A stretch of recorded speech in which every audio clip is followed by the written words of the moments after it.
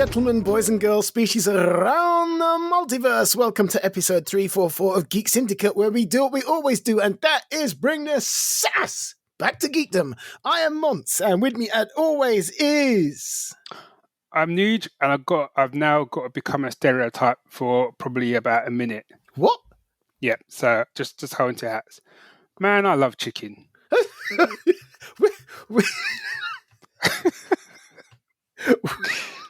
I know it's not the Dirty Jeremy. I know it's that whole thing, black guy loves chicken, oh, what a stereotype. But some stereotypes are there for a reason, and I love chicken. All right, first of all, you're not alone, man. This is, we've known each other long enough to there's a mutual love of chicken there. What's brought this on? So, little side, obviously people tuning in for comics and TV, and it's coming. But so I seasoned up some chicken wings, right, yesterday. Mm. And I kind of cooked them, and it was all right. They were all right. Do you know what I mean? They're okay.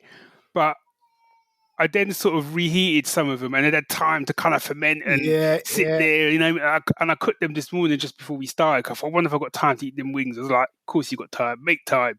Do you know what I mean? So I cooked up the wings. I had the wings just before we started recording. Man, them wings were tasty. I can't. I'm a little jealous, to be honest. Them wings were fiery hot. You know what I mean? Lovely bit of heat on them. Mum would have been proud of them wings. Now I'm asking you what kind of seasoning you were using. Obviously, the aforementioned the jerk, all season garlic. Pepper, Kona hot pepper sauce, but you can't not that in there. You can't not, man. You know what I mean? It would be a crime, and a few other bits and bobs that I can't say, family recipe and all that. But yeah, man, yeah. Anyway, stuff. Yeah. So I've got a bit of news. All right, hit. So today sees the launch of a new book by science fiction writer extraordinaire Stephen Baxter. Mm-hmm. As we're recording, it was yesterday that the book was launched, but also launched was the audiobook as read by me. Go on. Yeah. And the bastard's got my name wrong. No. Got my name wrong. No, you're kidding me. So, I mean, the thing is, there's a white guy who's Scottish. Right. Who's an he does audiobooks. That's his thing. He's done hundreds of them. His name's spelled Monteath, and mine is Monteith. Now, small thing, but that means if you click on the audio, if you click on the name there, it takes you to his list of works, not mine. Oh. I was screwing. Have you been on to them? Yeah. I mean, the guy who was the middleman, he was like, I spelt it out to them in no uncertain terms. Well, you might want to revisit them terms. I went to the publisher's website and it's got my name right, but on the actual book itself, on the artwork, it's got it wrong. So I was like, oh man. So anyway, it's worth getting. So for people in the cheap seats, what's it called again? So obviously Stephen Baxter's the writer. Yeah, Stephen Baxter's writer, and it's called The Thousand Earths, and it's there's two very different stories happening, and one is read by another voiceover artist. One is read by another voiceover artist, and one is read by me. And right at the end, both storylines converge. Cool! And it's set. It starts in the very, very near future and ends as far into the future as you could possibly imagine. Man, I'm sorry. I've just pulled it up on Audible, and I'm just seeing that misspelled name. Man, that's just wrong. It's galling, man. It is. That's just wrong, man. I can't even throw in like a kind of whimsical quip to try and take your mind out of it because it's just wrong. Do you know what I mean? It's just. And the thing is, I was preparing to do a big post about it, and I looked at it and I was like, and I was just about to go to bed as well, so I went to bed with that bitter gall taste in my mouth. You know what I mean? It's like, yeah, there we go. And I imagine when the reviews start rolling in, people are going, that sounds nothing like the David Monteith that I normally listen to. I'm going to have to start using like my middle name as part of my surname, because every now and again I do get fan mail for him.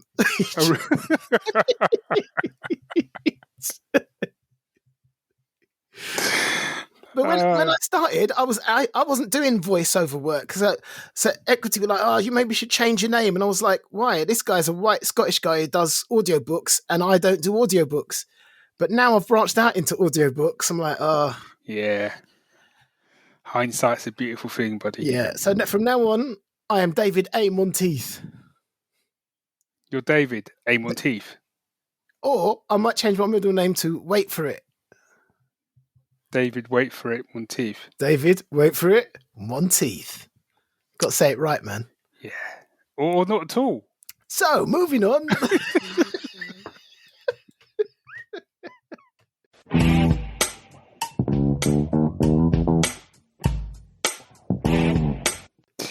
So it seems that we've kind of moved into news, and to pick up on obviously your doom and gloom news. Apparently, experts are saying that Judgment Day is. So this is T-Watch. So people, this is another episode of T-Watch where I bring you the news from the upcoming apocalypse. Some would argue we're living through the current apocalypse. But apparently, an historian has predicted that AI might become the primary reason for human extinction. So that's good to know. Excellent. What? Good to know. What? I'm sorry, what? It's a fiery debate, and experts are yet to be divided. In this latest foray, philosopher and historian Emil Torres mentioned in the Washington Post that yes, we should all be very concerned. So this is the question he posed: what if we program artificial intelligence to establish world peace, and it hacks government systems to launch every nuclear weapon on the planet, reasoning that if no human exists, there can be no more war? It's an old we've seen it. Tories wrote, yes, we could program it explicitly not to do that, but what about its plan B? So there you go. That's today's T-Watch.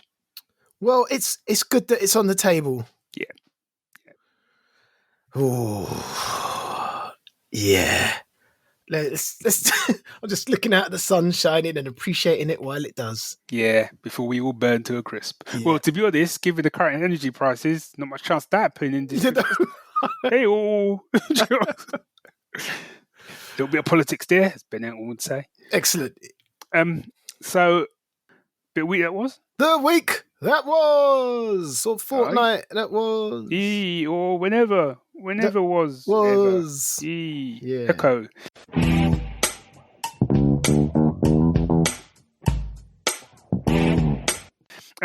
So I'm trying to get back into my comic reading, and I picked up a comic. This is one of the Comixology originals, which, to be fair, I mean, I'm still very angry with what they've done to the Comixology app, and I kind of put that down as one of my big reasons why my comic reading has really dipped.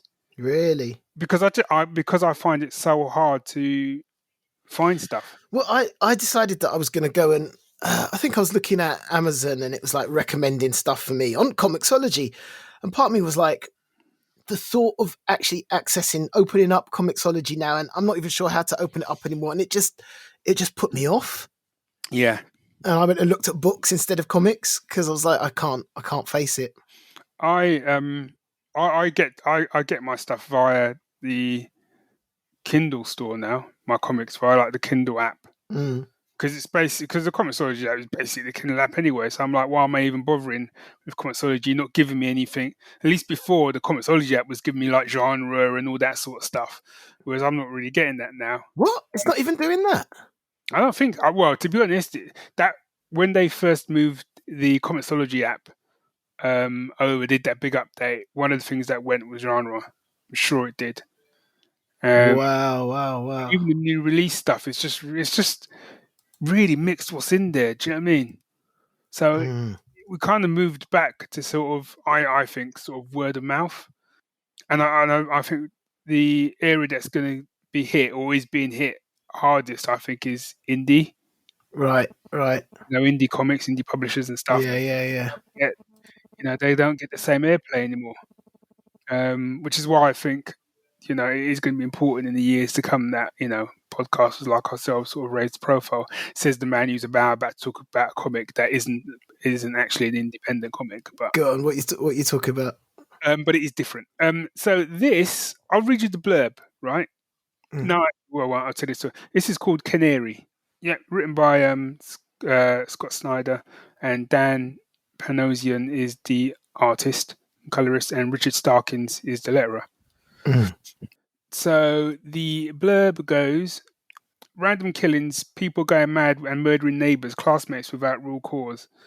When a schoolboy kills his teacher with a hatchet, a famous federal marshal called Azrael William Holt, let's just say that again, Azrael William Holt, that name, is called in to investigate the killings. What he and the brilliant young geologist uncover is stranger and more horrifying than anything they could have ever imagined. So I've read 2 issues of this. If you got, I think I get it because I've got Kindle Unlimited, so it hasn't cost me anything. Right. I love it. I'm a big sort of Western fan from back in the day, and I'm always a big fan of genres getting mixed up. So I love the mix of kind of Western and horror. But it feels almost like if you took Clint Eastwood, the man from No Name, and you threw him into like a horror film written by John Carpenter. Yeah. Okay. That's what you get. Art is glorious. Art is lovely. Yeah, as I said, I read the first 2 issues. It's just starting to warm up. Still not quite sure what's happening. Some bits of it proper. You know what I mean? Proper. It's not. I wouldn't want to read it at night. Do you know what I mean? What's it called? What's the title again? Canary. Okay. Which isn't necessarily makes you want to run out and buy it, but I'm guessing the whole concept is like the canary in a coal mine. Right. I've literally just added it to my Kindle Unlimited. Yeah, it's good, man. It's good. So I'm looking forward to checking out more of that. So that's Canary. Nice. I wanted to talk about a film. Okay. Which I haven't seen. Okay. So basically, my father-in-law was over here for 10 days, which is a trial. And he offered. No, what makes it a trial is when you're trying to watch something and he just talks all the way through it. Yeah. And he keeps telling you jokes, which you feel obliged to laugh at. But often, like, we put the kids to bed and come and he's watching some shit. I mean, but anyway, this time it was some kind of like urban superhero thing, like not costumes, like ordinary people. And I was like, it was a German film, and I came in just at the end of it, and I thought, what is this? So I had to look it up. It's a German film, and it's called Freaks, You're One of Us. Yeah, and it's from 2020, and I'm going to read you the plot. Okay. Wendy works in a diner and lives with her husband and son in an unnamed suburb in Germany. When she meets the homeless Marek, her life changes. He advises her to stop taking the pills that her psychiatrist prescribes for her. She takes them because of an event in her childhood where she was inexplicably involved in the death of the school principal. So, cheery. Yeah. He also says to her, "You are one of us," then jumps off a highway bridge and is run over. The next evening, Marek shows up again unharmed. This convinces her to stop taking the pills. Right. I don't know if that would convince me. But... After she leaves the diner after her next shift, she's attacked. She discovers her powers and hurls her attackers into the air for several meters. Right, so it turns out she's superpowered, as is this homeless guy Marek, and they try to get to the bottom of their origins, and they discover a government conspiracy where the government's locking away people with abilities and drugging them to suppress the forces. Yeah? Mm-hmm. So I just walked in at the end of this, and I saw, basically I know how it ends, which is a bit of a pain. Yeah. But there's this final scene where obviously her and the people she's got around her, there's like 4 or 5 of them, they're standing, that typical superhero standing on a building looking out over the... But what struck me about it was they were all different sizes and shapes and looks. Okay. So there was one guy who was overweight. There was a young kid who looked a bit nerdy. There was an old woman. Yeah, and there was this really average-looking woman, the main character, who was just a fry cook in a diner, and it was someone else. And I was like, see, this is the thing that's always got me, is like, if superpowers are random, why are they always given to fit people? That's what Do you know what I mean? And there's a superhero in Image Comics called Faith, who's literally the only overweight superhero in the world. And it's like, what's great about the writing it? They don't make a big thing out of it. She's just someone who got superpowers, who hasn't got the body shape of most of the rest of the superheroes in the whole world. And there was just something about them standing there, just looking so blooming normal, that I absolutely loved. Now, whether this is a good film or not, I don't know. But that one shot made me go, I am going to watch this. I'm going to watch the hell out of this movie. Do you know what? And this is part of the problem. It's not a problem, but this is part of what I'm calling like the great genre deluge, because we have so much stuff now that we get, which is great on one level, but what happens is all of the kind of big budget, highly marketed, normally adaptation stuff all rises to the surface, and a lot of the kind of real, what I'm going to call like different, where they're trying to come at a different angle stuff, seems to be floating more to the bottom now, and you have to kind of do a deep dive to find stuff like this. Because I saw this trailer. Oh, did you? I saw this trailer, and it may well have been, I don't think it was out yet, so it may well have been in the 2020, I must have seen the trailer. Because I remembered when you said about Fry Cook, I'm like, I remember this. And I saw the trailer, I remember thinking, that actually looks pretty decent. Okay, all right. But then it just, so many other things. Then I got a wave of, everyone's watching this show, everyone's, seeing this film, latest MCU, whatever, that it kind of got swept away. Right, okay. Because I think it's a French film, superhero film as well, but it reminded me more of Powers, and I saw a trailer for that. And it's only because you've been talking about this one, I'm like, oh yeah, and I think it's something like, so you want to be a superhero, it's something like that. But again, it had that kind of Powers vibe to it, where it's like ordinary cops and, superheroes in the street sort of thing. And I thought, I must watch that. See, right, imagine I've gone, oh, that sounds interesting. Yeah. So no, I'm all over that. So was that on Netflix? Yeah. Yeah, okay. I've made a note. Yeah. So whilst we're on TV, before I get on to, because we'll briefly talk Wings of Power before we talk Andor, but I want to mention this show. Man. So I've been watching a show called From. From? Yeah. So I think it's on Sky. Oh, you mentioned this. Yes. And this stars Harold Perrineau, who was from Lost, who may have done other stuff. Oh, yeah. Oh, he's awesome, man. Yeah, but I haven't really seen him in... He was in Romeo and Juliet. Oh, okay. Was it? Who did that? That was the one with... Leonardo DiCaprio? Leonardo DiCaprio. Yeah, that's time ago, though, isn't it? Yeah, and he was in The Matrix Reloaded, Matrix Revolutions. Yes, he was. Yeah. So this, right? So basically, I'm trying to explain it now. So you basically have this sort of family in a camper van doing that kind of, traveling across America, the usual. Never a great idea. Yeah, it's never a great idea. Do you know what I mean? And they basically drive into this town. And so Harold, he's basically the sheriff for this town. Boyd Stevens. And so they come through the town, right? And his deputy comes up and he goes, "Should we do it now?" He goes, "No, let him go through a couple of times." Right? So they drive out of this town, they keep driving, and then they eventually end up back at the town. Oh, I hate it when that happens. Right? And the mum's like, "What are you doing?" He's like, "No, I've been going straight. We should not be here." It's like, "Get enough with it." So they get out to ask for directions. Oh, there is a bit before, but I've kind of missed it now. And the sheriff is kind of just keep going, Jeremy, keep going, you'll find the highway. And great. So anyway, they set off, and the sheriff goes to, like, the deputy or whatever, goes, go and get the it's one of those things that you throw across the road to stingers. Go and get the stingers for the next pass. And he's like, okay. So I'm like, okay, what's going on? You know what I mean?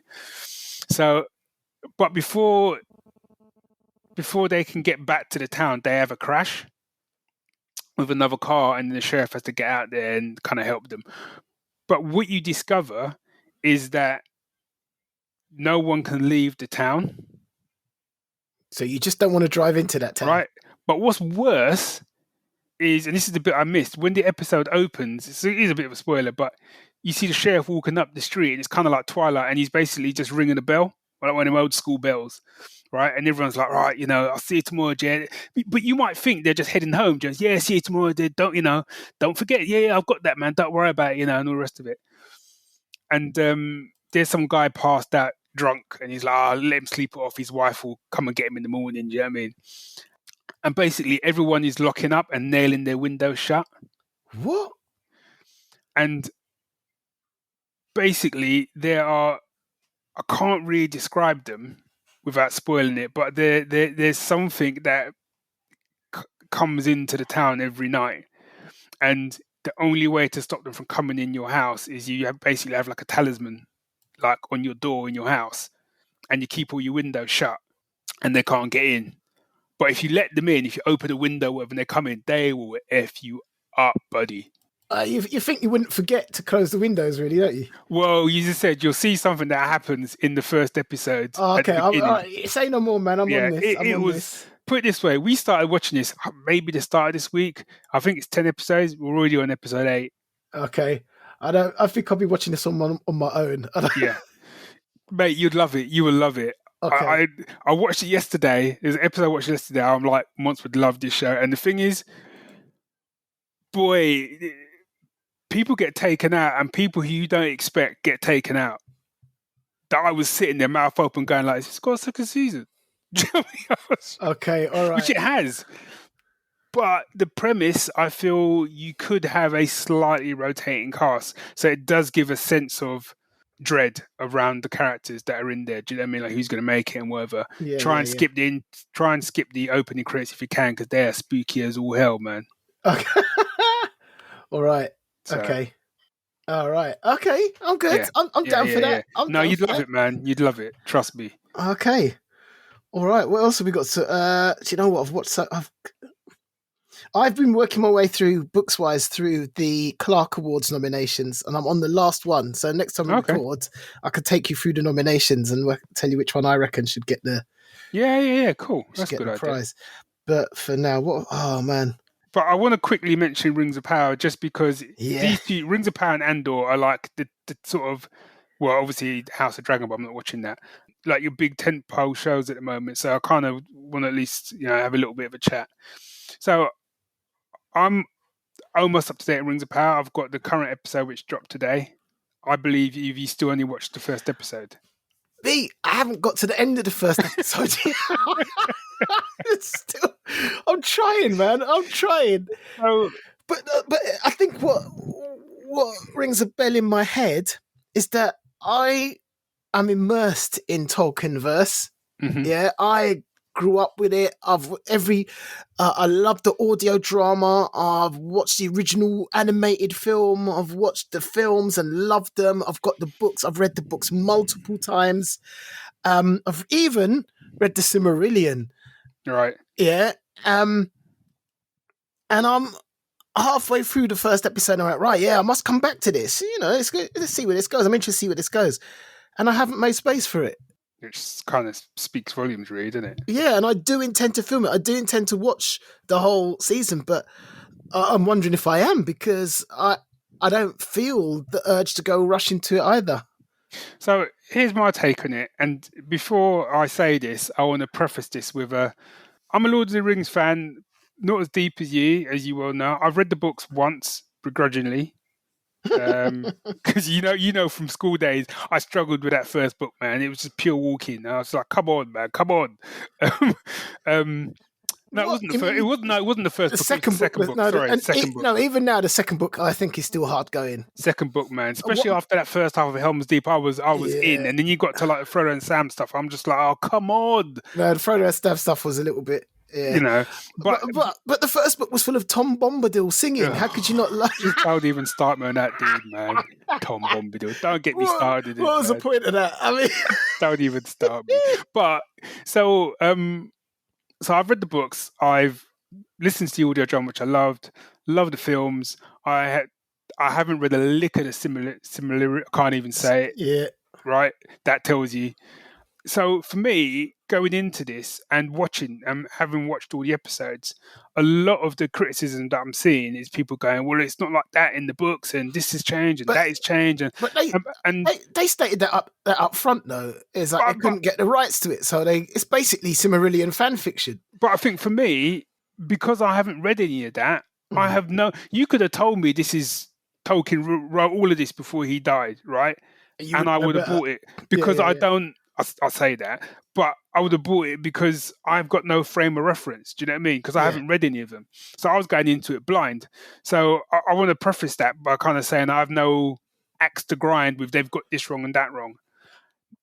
Having said that, I can't put my finger on why I'm not feeling the show. I mean, it's all right. Do you know what I mean? It's all right. I watch each episode when it comes out and I go, yeah, it's all right. That is literally what I feel at the end of it. There's some bits in there that are kind of better than others, but my overall is like, yeah, it's all right. And it feels that it wants me to feel that it's more epic than it is. It looks great. It looks brilliant. I kind of feel that part of my big problem with it is the pacing. Because every episode is something like 70 minutes. And for what's happening in them 70 minutes, I'm like, you could have cut that down to just a normal episode length.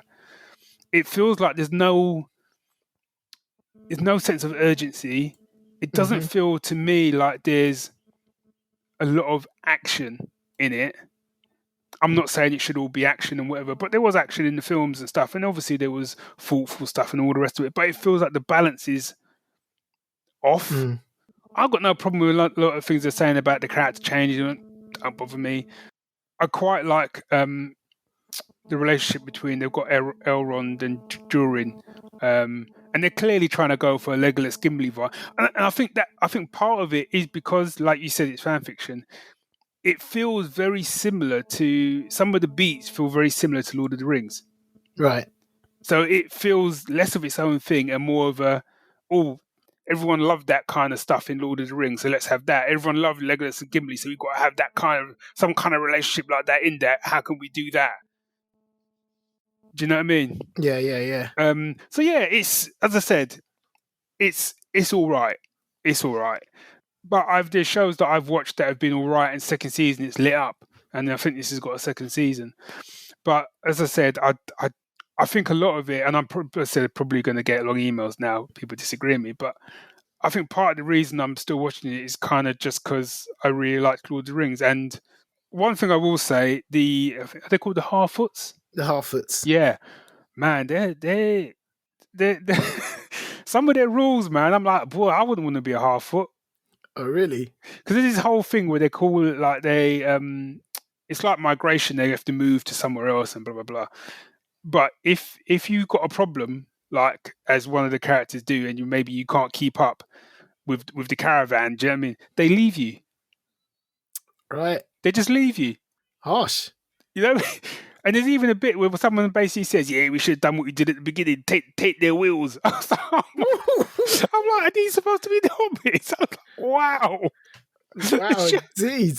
Yeah, man. It's pretty dark. Take their wheels. Yeah, wow. I'm like, wow. You know, so much for friendship. Yeah. And also as well, there's moments where they should linger when they don't, and there's other moments when they shouldn't linger when they do. Right. Because there's a pivotal scene with a particular character who's kind of, they're trying to drop him as a little bit like Aragorn. It's a mild spoiler, but that's kind of the lick I'm getting from it. Yeah. And there's a scene where kind of like he has to kind of make a decision whether or not he's going to join and blah, blah, blah. And, you know, it's up to you. And he's like, I'm not interested. Now, in my head, there was going to be a cut where I thought he was going to cut to a scene of him because he has to go to some meeting. And I thought, yep, you're going to see the meeting and then he's going to find his steel and give some speech. Do you know what I mean? I'm like, yeah, I'm all for it. Nope. Just cut. Right. And next minute he's in armor, ready to go. And it was a perfect opportunity to show me why I should be following that character. Should be following him, yeah. And it just didn't give me it. And there's quite a few moments like that. But like I said, it looks pretty. Yeah, great. That's the most positive thing you're bringing out of that. Just add that bad did. Not going to say it sounds bad. It's, It's all right. And I think, before we talk about Andy, that's what I mean. It's all right. It's all right. I can't, no one's going to change my mind on that. Sorry. It's all right. It's got, my thing, when you watch Lord of the Rings, you come away from that with moments that you say to people. Did you see that bit with Gandalf versus the Ride of the Rohirrim, anything that what's his name, King Theoden does, anything that he did, do you know what I mean? Mm-hmm. All of that. And I haven't really seen anything in this one that made me sort of go, pick up the phone to you and say, Mons, you need to get on this show. I haven't seen a single thing yet in there. I've just seen stuff that I've just gone, yeah, it's all right. Maybe Mons would like that. But, Yeah. One of the criticisms I saw, and I think it was in my mind, but someone put it into words for me, was about how they're using the accents. And I've been through the voiceover community, and there's a few people who are very vocal about the way that people portray accents, how often accents are actually used for comedy, whereas these are actual people's accents. Do you know what I mean? Intelligent people can speak in a northern accent or an Irish accent or a Scottish accent and be intelligent, but often those accents are used to actually be a comedy point. Yeah. And they said, why is it that the elves have got upper class RP accents, the Harfoots Irish accents, the dwarves Scottish accents, the humans are kind of a bit northern? And someone said, well, everyone shouldn't seem the same accent. But someone said, yeah, but there's a stereotypical view that comes with that. So upper class English, people are they're the educated, noble ones. The Northern English are common, salt of the earth, superstitious. The Irish are fun, free-spirited, good but irresponsible. The Scottish are gruff but mostly good, stubborn, stout, money grubbing. And I feel like they have put those elements onto the different races with those accents. And I think, I don't know. Again, I haven't even got to the end of the first episode, but I see that point. Yeah, I do see that point. I mean, whether it's a conscious thing or not, I don't know. If I had to kind of, put some reason there, I basically think a lot of it is lifted from the Lord of the Rings film. And they've just taken it one step further. But I think there was probably more nuance in the Lord of the Rings films. I think part of it is that kind of, it's like, like when people watch Star Wars, right? Or when people see Jedis and they go, yeah, that's how Jedis dress. They all dress in flowing robes and stuff like that. But it's actually, no, that was how Ben Kenobi dressed because he lived on a desert planet. Yeah.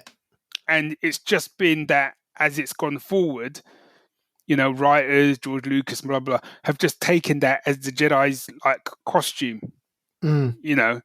which is fine. That's kind of how things kind of develop. And I think it's almost like maybe the writers have sat and watched all the Rings films and have gone, well, Gimli, because he had a Scottish accent, didn't he? Yeah. Yeah, I suppose he did. And they've just gone, well, when we do it, then all the dwarves will be Scottish. Do you know what I mean? Yeah, and obviously the elves talked in that kind of upper class type way. Yep, we'll just do it that way. Although the men, to be fair, there was a mix between the men, Aragorn and stuff like that. No, there was. They kind of talked more kind of like I say old school fantasy, but that's kind of how they talk. Do you know what I mean? Rather than it just being, they're from the north and stuff. But that's what I think. I think they've looked at Lord of the Rings and they've gone, all elves speak posh, all dwarves speak Scottish, all men kind of gruff, bit northern. Yep, job done. So I don't think there's any more, and obviously they're feeling the pinch for that. But all of that aside, that to me is kind of like, I think people would forgive a lot if the show had a bit more oomph to it. Yeah. Moving on. So lastly, you went off to a little screening, didn't you? I did. And this was just after, this was at the tail end of all that hoo-ha about the queue when the Queen died, and there was a queue for people to go and see a coffin, and people in my wife's aunt was in the queue for 12 hours. Wow. And I'm like, do you know what I mean? I wouldn't queue for my own parents for that long, and if I did, they'd call me stupid. Yeah, my parents would. Yeah, but anyway, that's been what it is. But I turned up for this the premiere screening, and they were showing the first 3 episodes, and I got in there, and I got in pretty quick. Just walked in, showed my thing, walked in, and there was a queue for something, and I thought, oh, I wonder what this is. So I got in the queue, and after 10 minutes, I went, yeah, that's enough of that, and I got out of the queue because I was like, what am I queuing to take a picture with, like, just a pic? I was like, nah. I'm going to go get a hot dog and a beer. Yeah. Priorities. So I went inside and watched the first 3 episodes all in one go. So this was, because obviously you've not said what it is. Oh, I haven't said what it is. No. So this is Andor, which is the latest science fiction, the latest Star Wars TV show based on Cassian Andor from the Rogue One movie. And I don't know whether watching all 3 at the same time was a good idea. Go on. So by the time we got to the end of the 2nd episode, I found out I'd been shifting in my seat, and I'd been like, oh, it's a bit hot in it, innit? And I was like, and I went, wait, am I bored? And I think I was a bit. 3rd episode, I was like, okay, this is a bit more like it. But so how do I bring it all together? I thought it was really well made. Production values are high. Mm-hmm. Looks great. I mean, it's that Star Wars lived-in universe feel. And I like the characters, but I felt there was a lot of character building for not a lot of character. I feel that if you had put episode 1 and episode 2 and condensed them into one episode, I might have gone, this is brilliant. This is something new. This is something I've been looking for from the Star Wars universe. It's a bit different. And I like that it was different, and I like the production values, but I felt like I didn't feel like the first 2 episodes justified the amount of character growth. So I watched all 3, not necessarily back to back, but relatively close.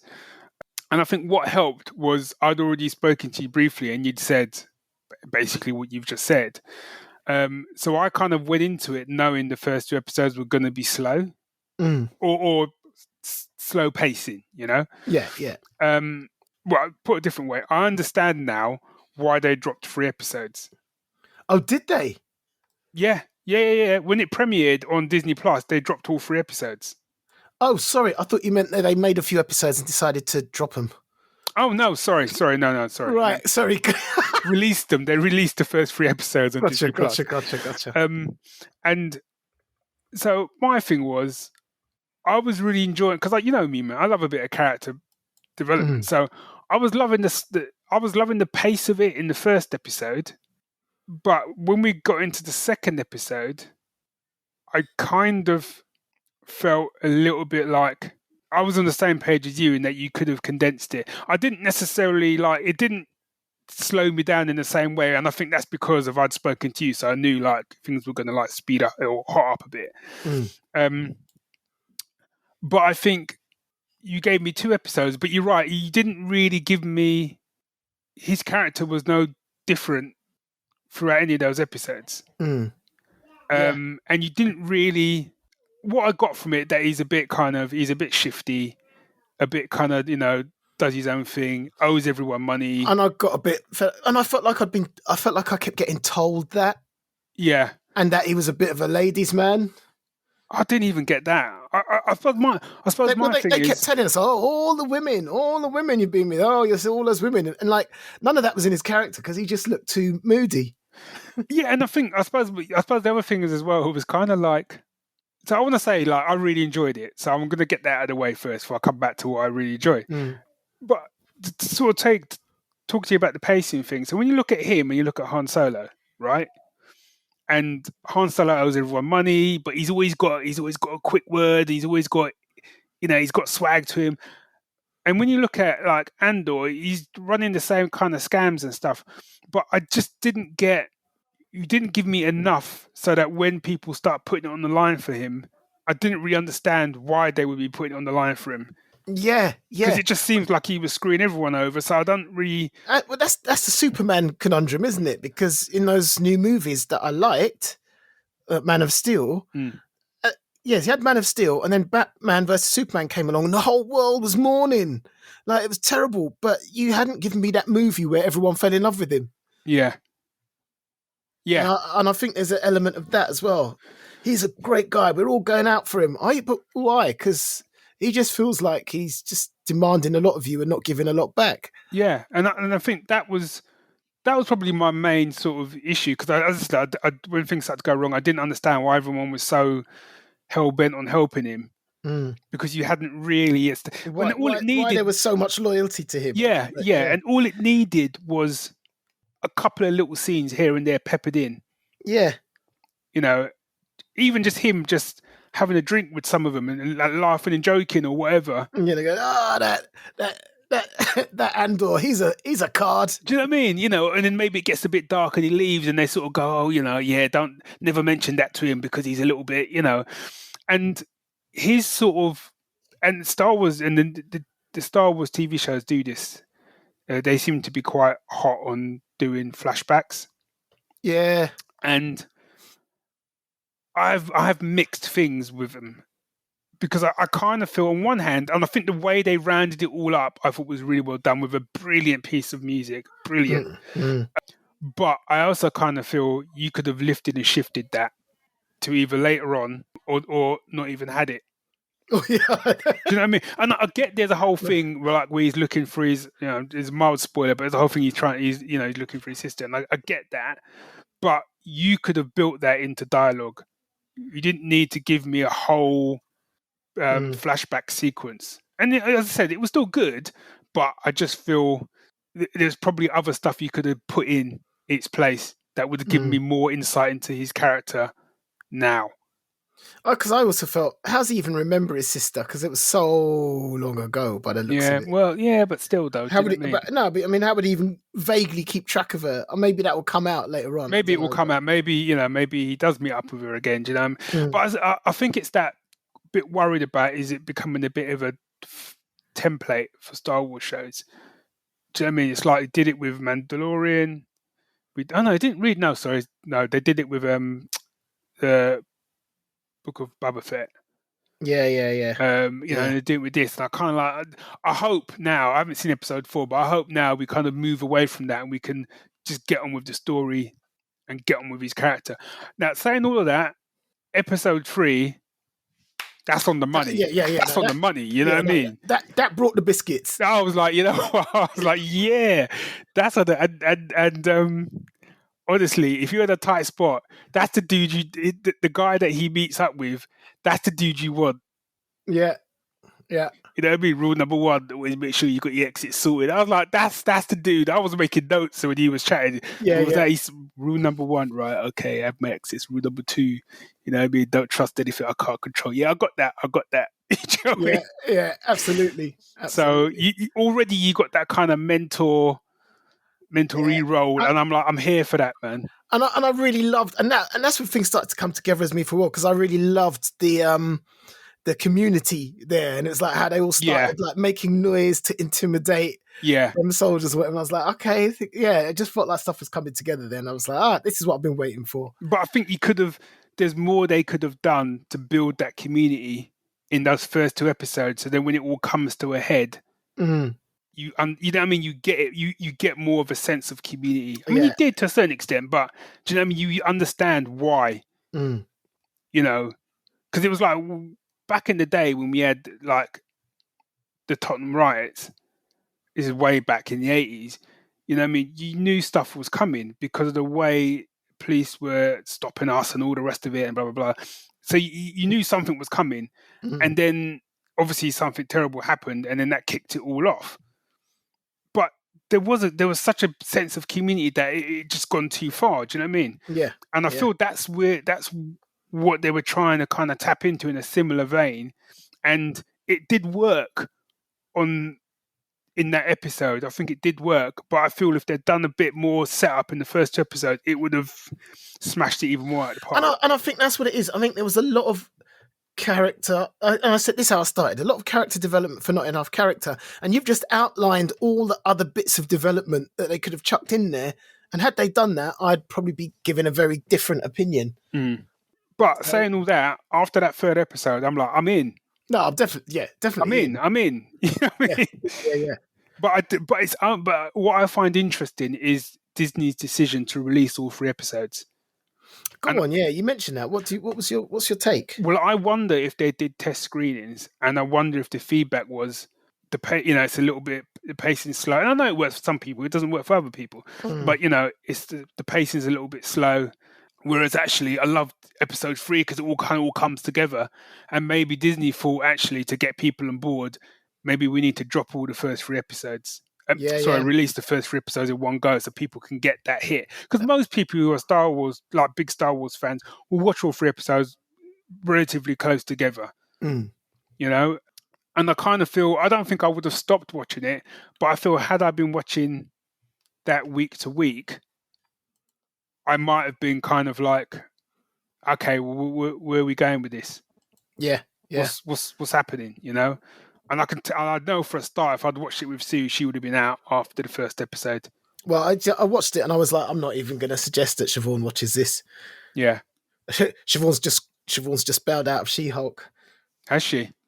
Yeah, I think her word was, goes, right, so it's a woman, it's a, quote, strong woman who's just getting all awkward about relationships again, because I've seen this story. Why do I want to watch it again? It's a point. It is a point. And I was like, they didn't do that with any of the men series, did they? I've been watching it with Sue. And every episode, she gets about halfway through, and she's kind of like, she looks at me, and I kind of shrug, and she's kind of like, "Why are we watching this?" And I'm like, "It's all right." And she's like, "Yeah, it's all right. It's got a couple of chuckles." I think what I like about, I've been thinking about this, and we know we're going to talk about all the films and stuff they've released in Phase 4, maybe sometime as like a special.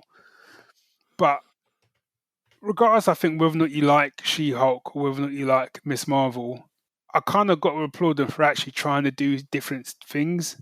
Yeah, but that, and I think that's the question. Is, I mean, like talking to Siobhan, she was like, "But how is it different when it's something I've seen 100 times?" You know, Okay.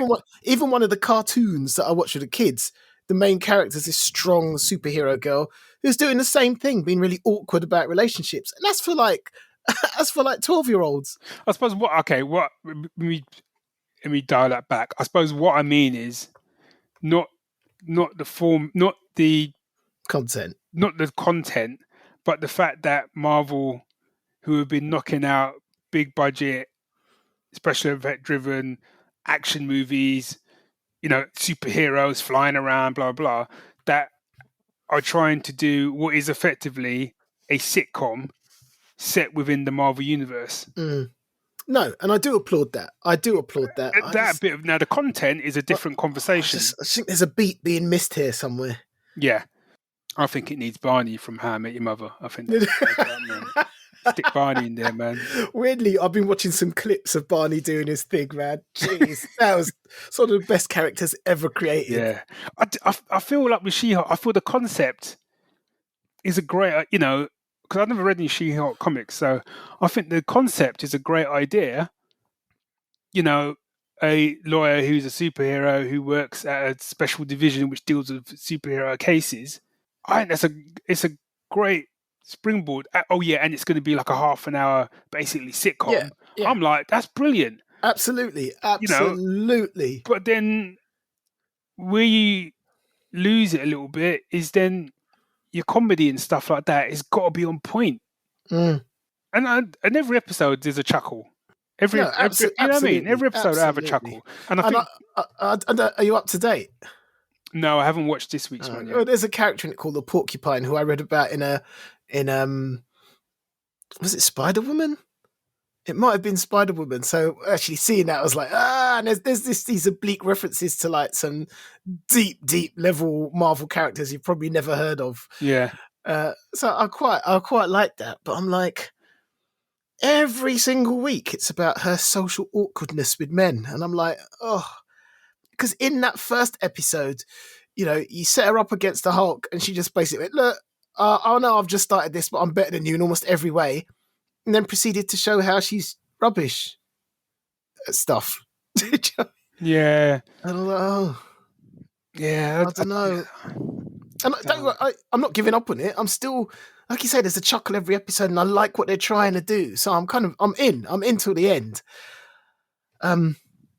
But I just kind of found myself going, so what's actually happening here? Yeah, I mean, there's no through plot whatsoever. It's like, and that's why I call it a sitcom. It's basically a sitcom her where being rubbish with men again. Yeah. Again. Again. This is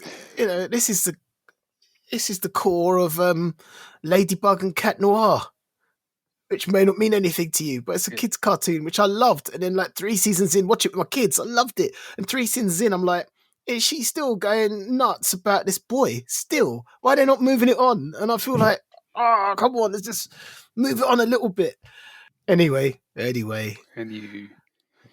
Mercury's in retrograde, so maybe that's why it's all a bit. Yeah. So we hope you enjoyed this upbeat episode of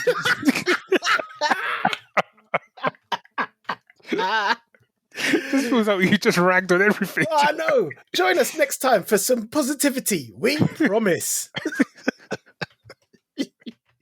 Rings of Power. Yes, all right. Andor.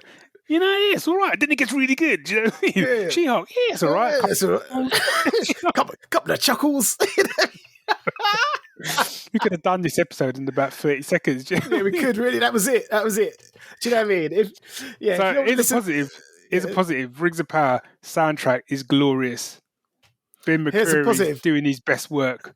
Andor production values are fantastic. Yeah, music is kicking it. Although there's one, there was one bit of music they played. It was, I think, it was at the end of the second episode where he's kind of walking, and it was almost like they'd got the Cantina band in from Star Wars. I'm like, where's this music come from? It was really random.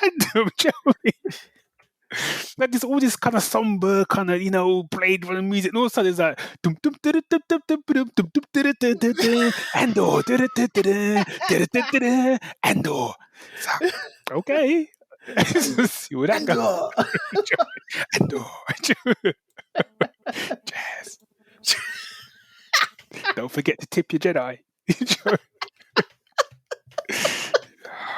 I think we've done enough damage. Yeah, I think we have. So you know the score. Let us know if you think we're talking nonsense, or if you agree with us. You can do it at the Geeks at geeksyndicate.co.uk, or find us on Facebook, on Twitter, on Instagram, or the other one. If you feel like you want to donate to our expenses, you can do that at buymeacoffee. Whatever it is. Ko-fi.com. Ko-fi.com. Proper professionalism here. Or become a patron. Or become a Patreon. Patreon.com. There you go. So till next time, Geek Syndicate, we out.